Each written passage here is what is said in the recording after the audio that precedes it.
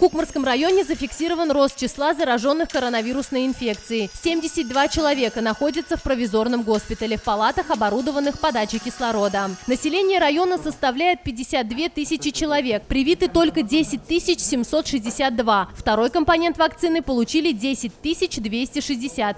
Большую роль в росте заболеваемости играет это игнорирование населения вакцинации. На сегодняшний день у нас в Кукмарском районе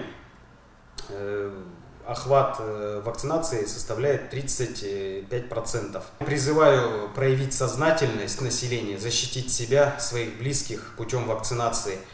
На сегодняшний день у нас созданы все условия для получения прививки. Вакцина на сегодняшний день в Кукмарской центральной районной больнице, а также в фельдшерско-акушерских пунктах есть и в достаточном количестве. Это 1380 вакцин.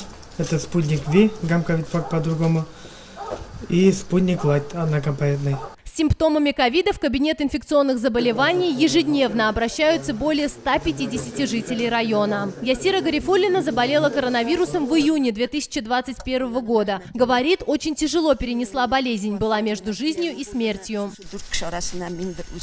В реанимации нас было 4. К большому сожалению, лишь мне одной удалось побороть эту болезнь. Говорить об этом без слез у меня не получается. Очень жалею, что своевременно не вакцинировалась. Сейчас есть антитела, но уже твердо решила, что прививку от коронавируса обязательно сделаю в январе следующего года. В нашем сельском поселении проживает 3100 человек. Должны привиться более 1800. Вакцинировались только 700 человек. Болеют и пожилые, и молодежь. Каждую неделю в деревне умирают 2-3 человека. В прошлом году я тоже болел, поэтому вакцинировался. Считаю, что только вместе мы сможем побороть этот вирус.